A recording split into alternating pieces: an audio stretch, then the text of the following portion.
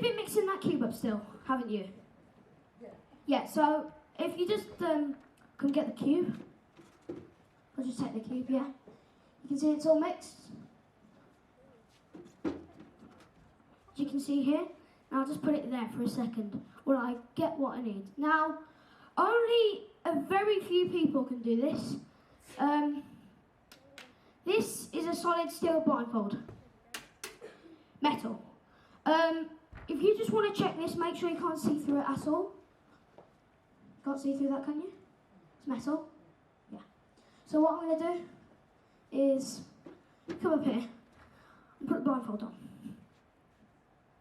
Put it about here. Now, what I'm going to do is I'm going to study the cube, I'm going to look at the cube, and then I'm going to try to solve it.